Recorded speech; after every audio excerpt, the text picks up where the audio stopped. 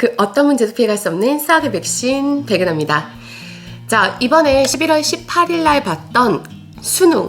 자, 수능 수학에 대한 이야기를 잠깐 나눠보고, 그러면 지금 현재 중학생, 그리고 지금 현재 고등학교 1학년, 2학년 학생들이 앞으로 어떤 방향성으로 수학을 준비하면 되는지에 대한 말씀 드리도록 하겠습니다.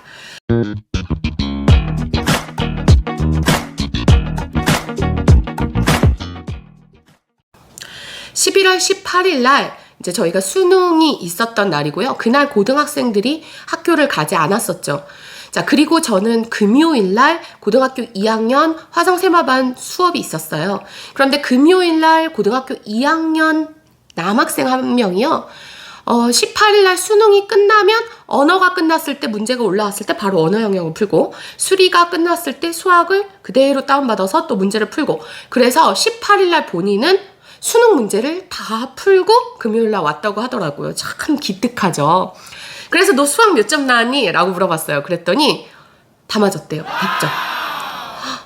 저도 그때 금요일 날 수업 끝나고 집에 가서 풀어야지 라고 생각하고, 이제 몇 개 문제만 조금 학생들이 걸릴 것 같은 킬러 문제라고 생각하는 그런 문제 한 두세 개만 풀었는데, 이건 좀 킬러는 아니네? 이런 생각을 갖고, 그리고 이제 금요일 날 밤에 집에 와서 차분하게 수능 문제를 풀었어요. 자, 제가 풀면서 느꼈던 점을 말씀을 간단하게 드리면요. 일단 예전에는 너무 이렇게 딱 고정관념이 21번, 30번은 킬러 문제야. 그러니까 21번, 30번을 버려도 92점이니까 1등급을 받을 수 있어. 이런 사고방식이 많은 학생들에게 팽배해 있었고요. 의대나 이제 실제로 최상위권 학생들한테는 그럼 21번과 30번 문제를 풀 수 있느냐 없느냐, 내가 100점이냐 96점이냐, 이게 이제 관건이었었죠. 그런데 이번에는요, 문제 자체가 전반적으로 이거 뭐지? 역대급으로 가장 쉬운데? 라는 생각을 가졌어요. 정말로. 왜냐면 예전에는 사실 저도 킬러 문제 풀 때 한참 걸릴 때가 있고 생각도 많이 해야 되고 이러는데, 이번에는 그런 문제들이 하나도 없었어요. 그래서 선택 과목은 좀 어렵지 않나? 이제 공통 과목이 좀 난이도가 괜찮으니까 하고 선택 과목을 또 봤어요. 확통? 무난합니다. 미적? 오히려 좀 쉽게 출제가 됐어요. 기하? 조금은 난이도가 있게 출제가 됐지만 예전에 비해서 킬러가 원래 항상 나오는 거는 기하였었거든요. 그런데 이제 그런 문제들이 없어진 거죠. 할만한 수능이었어요. 그런데 뉴스에서 역대급 불수능이다 막 난리가 난 거죠. 저는 공감할 수가 없었어요. 왜냐하면 제가 생각하기에는 이 코로나라는 기간이 2년 동안 지금 지속되면서 많은 학생들이 학습에 대한 빈부격차가 상당히 커졌다라는 거. 그거는 맨 처음에 코로나가 터졌을 때부터 저 코로나가 걱정돼서요. 저 학원 이제 못 다닐 것 같아요. 집에서 혼자 할래요 하는 학생들이 한 번 걸러졌었어요. 혼자서 핑계 삼아 쉬고 싶은 거죠. 그리고 그 다음에 이제 코로나와 상관없이 내가 내 방역 수칙을 잘 지켜가면서 열심히 내가 공부할 부분들은 할 것이고, 그리고 또 집에서 혼자서 자기 주도가 좀 힘든 친구들은 오히려 좀 선생님의 도움을 많이 받고 더 열심히 하려고, 그래서 학원에 머무르는 시간들이 더 길어지는 친구들이 있었어요.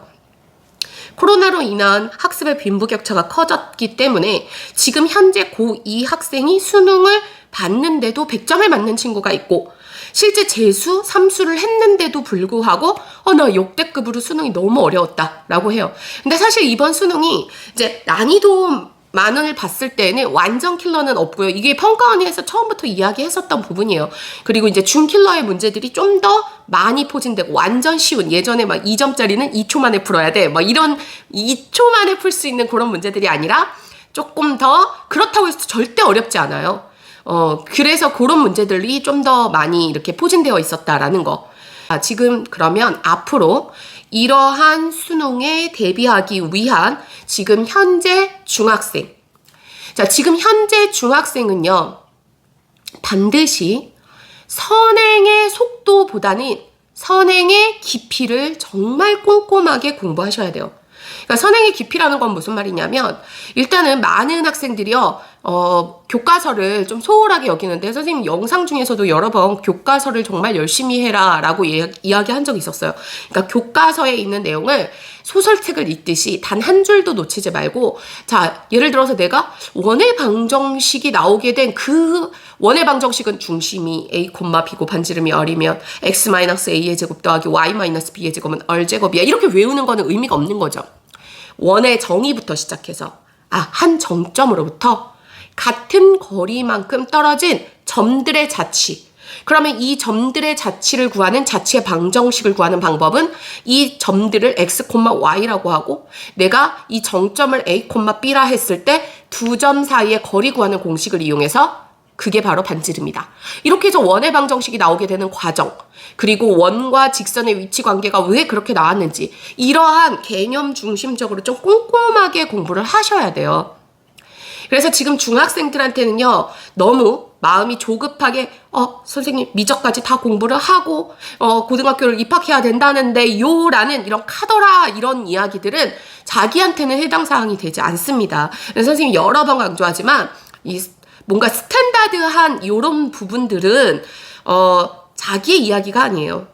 학생들마다 생긴 것이 다 다르고 성향도 다 다르고 수학을 받아들이는 속도도 다 다르고 공부하는 학습의 방법 패턴도 다 달라요. 그래서 자기에게 맞는 학습 패턴을 잘 찾는 것이 중요하고요. 교과서만큼은 정말 꼼꼼하게 읽으시면서 공식이 유도된 과정을 더 열심히 공부하시는 게 이번 수능도 실제로 개념을 꼼꼼하게 공부해서 새로 본 문제라 하더라도 내가 배운 내용들을 토대로 해서 이렇게 적용시킬 수 있는 그런 좀 깊이 있는 공부가 이루어졌던 친구들한테는 쉽게 느껴질 수밖에 없었던 수능이에요.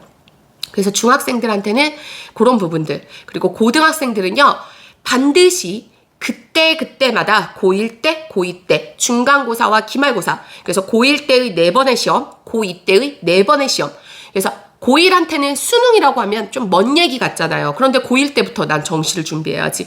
수능 공부하는 게 아니에요. 그래서 고1 때랑 고2 때는 4번에 중간고사에 철저하게, 기말고사에 철저하게, 그리고 오늘 또 학력평가를 보거든요. 그러면 학력평가 보기 전에 저희는 벌써 이제 한 3회분씩 모의고사를 풀었어요. 그러니까 그렇게 학력평가도 꼼꼼하게 대비하면서 내가 예전에 잊어버렸던 것들을 다시 한번 확실하게 복습하고 시험에 임할 수 있도록. 그래서 항상 그때마다 최선을 다하면서 고등 과정을 고2 말까지 열심히 하시는 그게 바로 지금 현재 고1, 2의 자세입니다.